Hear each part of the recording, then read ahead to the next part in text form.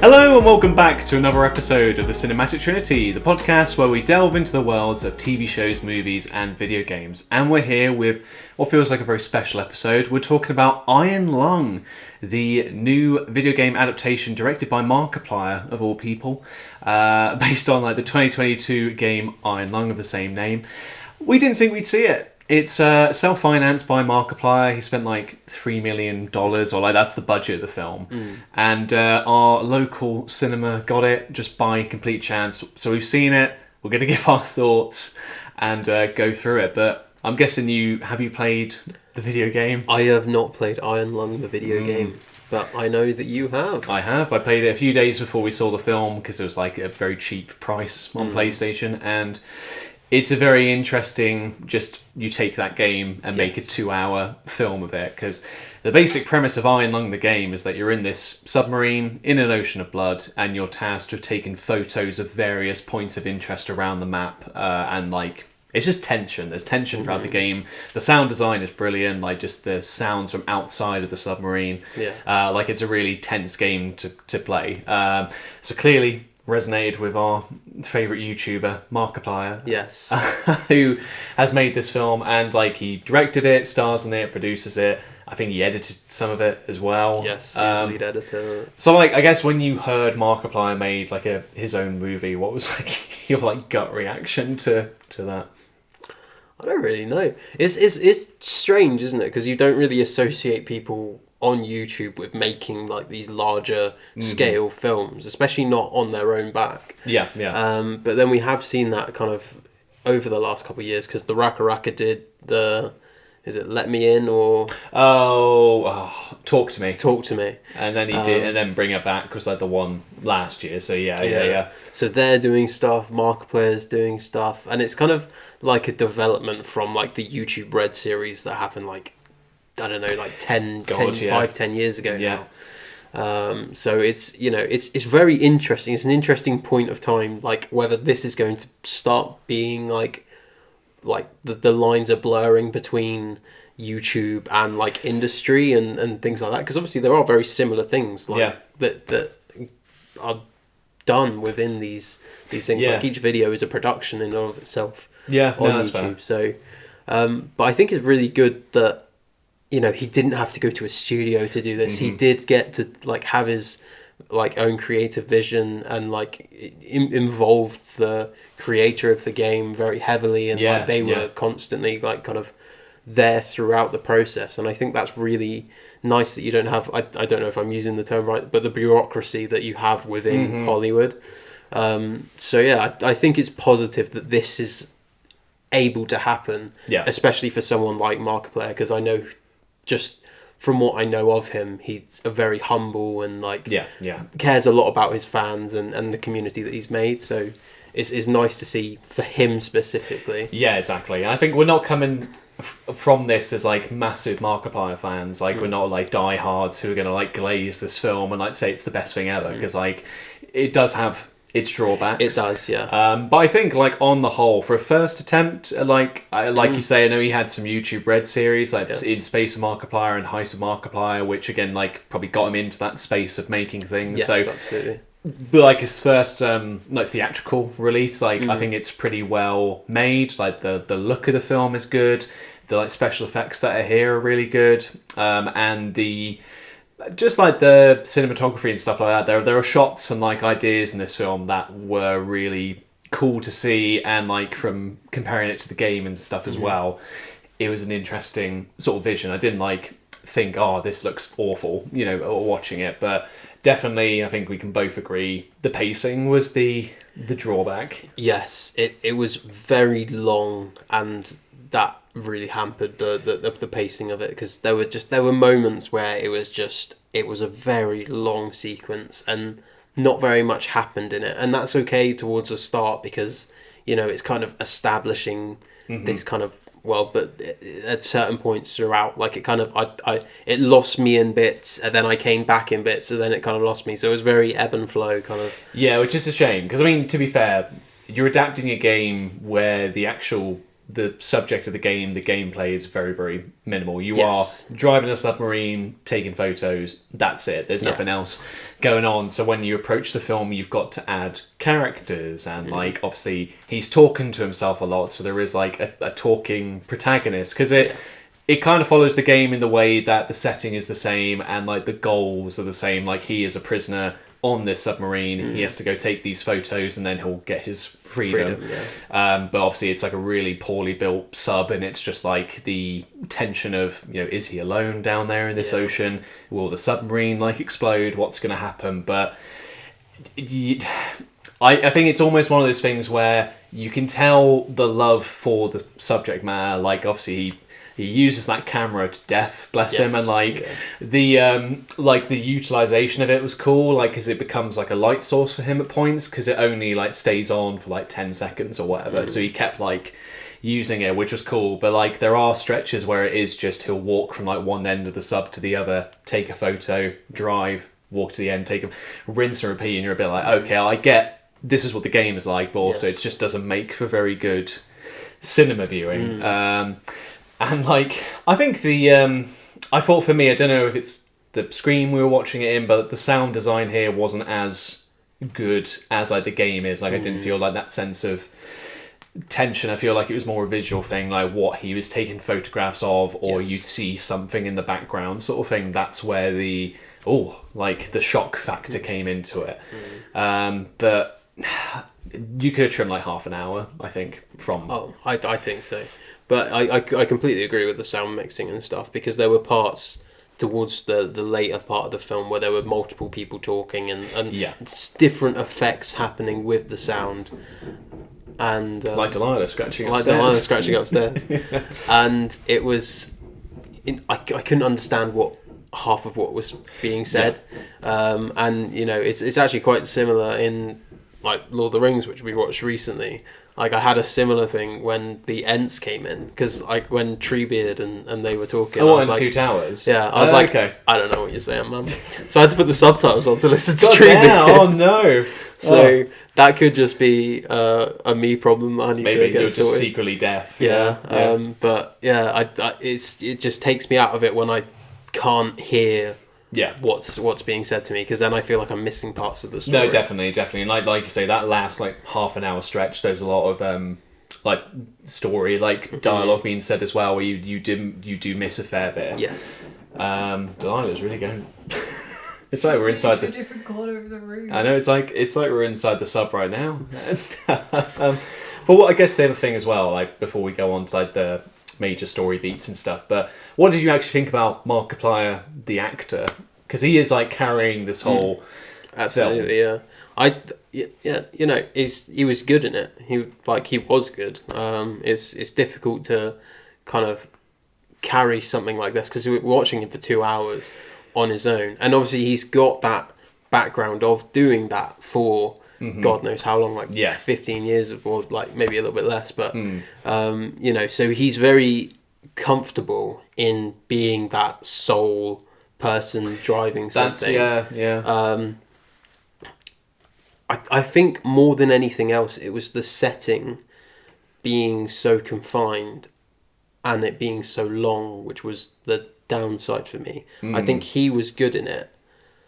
It was strange knowing that it's him, because I'm like thinking in my head like the videos I've seen in the past. I'm like, what's Markiplier doing on my cinema screen? Literally, but he was, you know, thinking about it kind of, you know, critically. He was he did a good job. Yeah, and like there were a few like emotional bits I think landed. Like it's that dissociation from like his YouTube personality, because like there's bits where he's like shouting, and like I know one bit for me was him being like, I'm done, and all I could think was when he was playing Getting Over It, and it was just like him like raging at the game, being like, I'm done, no, I swear I was done, oh my god, I'm done, oh god, fuck. I was like, he's just channeling that energy, playing this like frustrated character. But and like he bounces off well with like the characters who are in the film, because there is a really good segment where he like surfaces in the submarine and talks to like the human characters, because he's got like Troy Baker's in it, like in the background. Yeah, it's so bizarre to me. Especially now that we've met him.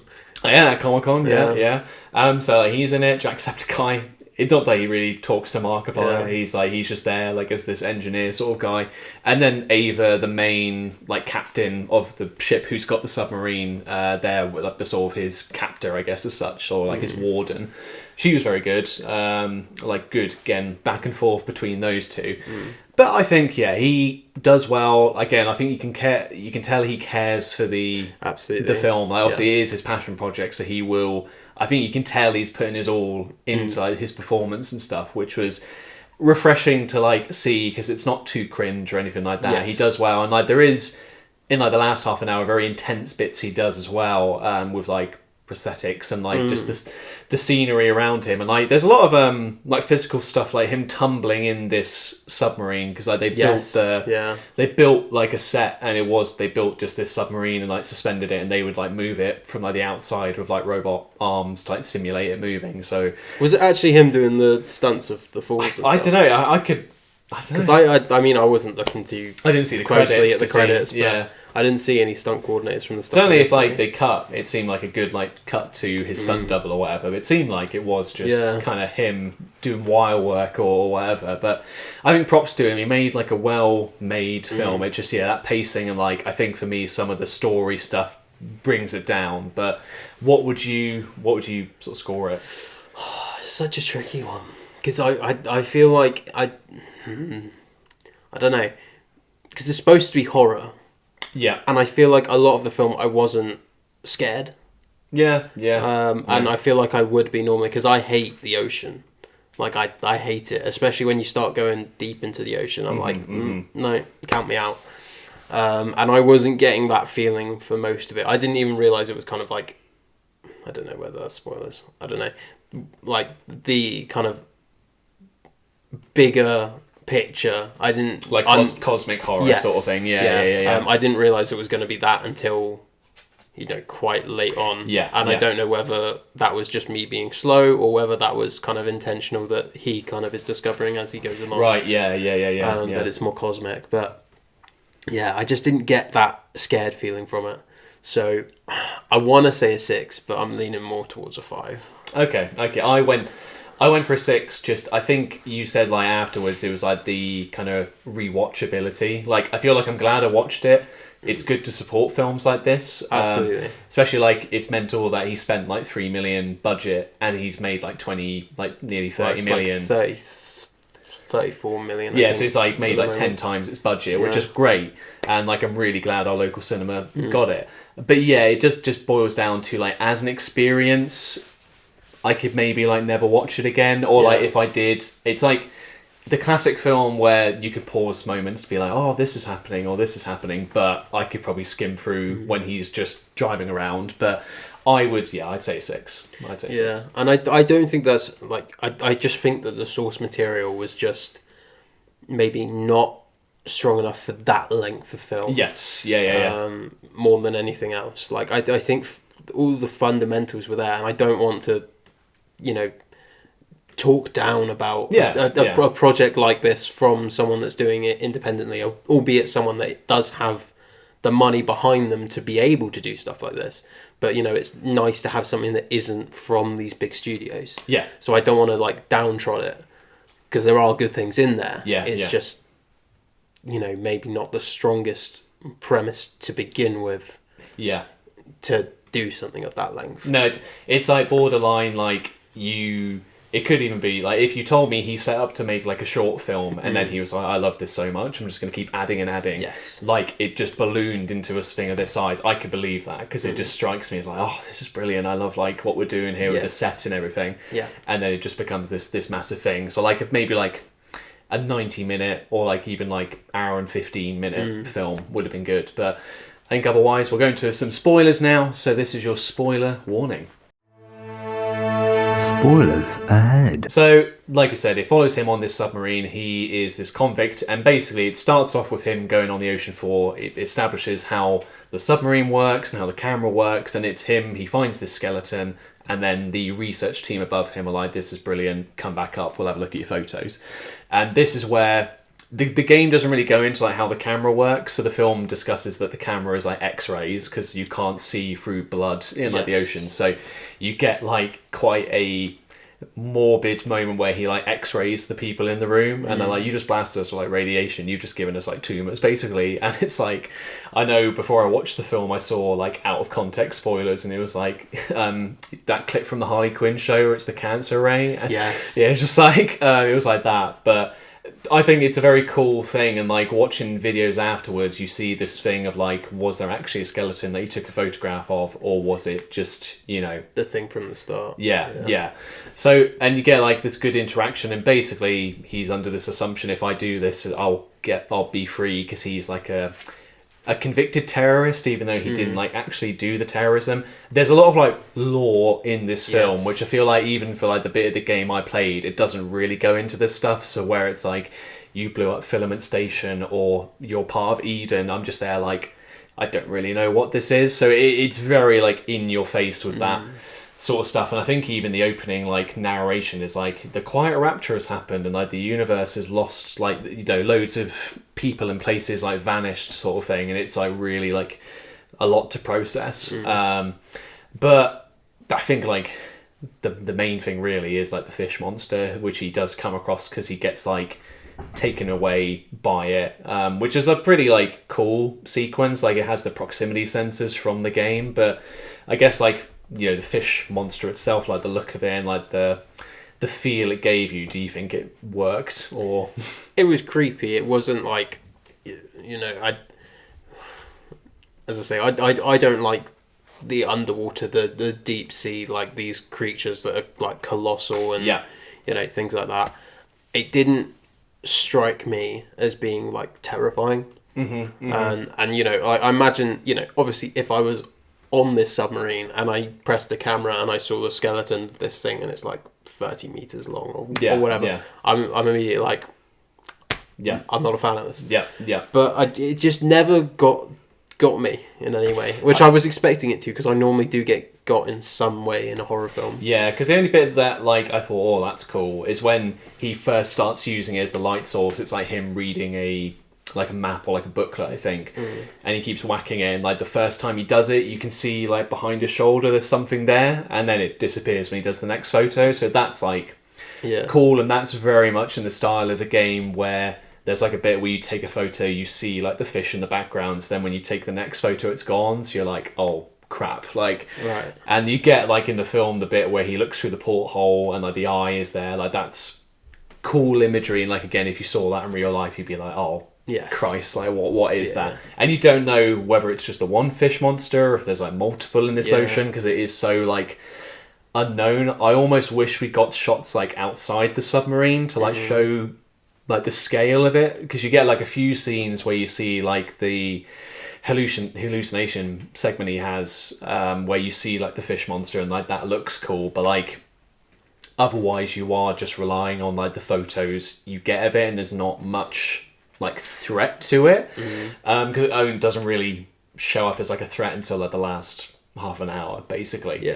And like you say, there is this element of like cosmic horror with the like anomaly, I think is what it's called in the game, but like he like the ship crashes when the fish takes it, so he like repairs it, and then he gets like this radio message from this woman saying like, I'm trapped here, come to these coordinates and find me. And that's where it kind of started losing me a little bit, because it's like, oh, come here and you'll see the truth, and it's like this glowing light sort of thing, and then he hallucinates, and I don't know if that's where it just got a bit, because it's in the game but it's not really delved in too much. You're kind of like, what the hell is this? Whereas like the film kind of not over explains tries to justify it. Yeah, kind of like there is this other thing like, oh, does the fish talk, or is it just his like hallucination? Like it did lose me like a little bit, but like you also get like Markiplier, like or Simon as he's called, like hallucinating and like losing his mind a bit, which I thought was pretty cool, like again well acted. But it gets to a point where again, like I don't know, just like did it lose you a bit, like the actual like his process of going mad and then like flip-flop in between, is he insane or is he with it sort of thing? It was just kind of, I don't know, it's just it was a strange segment. As I say, it was very ebb and flow. Some bits I was like, okay, I'm back in it now. And then other bits I was like, okay, I'm like, but it was just a very strange. I don't really know how to describe how I felt about that bit. I feel like there was bits where I could see that like the camera was struggling to keep it in focus with the like all the other stuff that was going on with all the effects and whatnot, and I wasn't sure whether that was intentional or no. Right. Yeah. Yeah.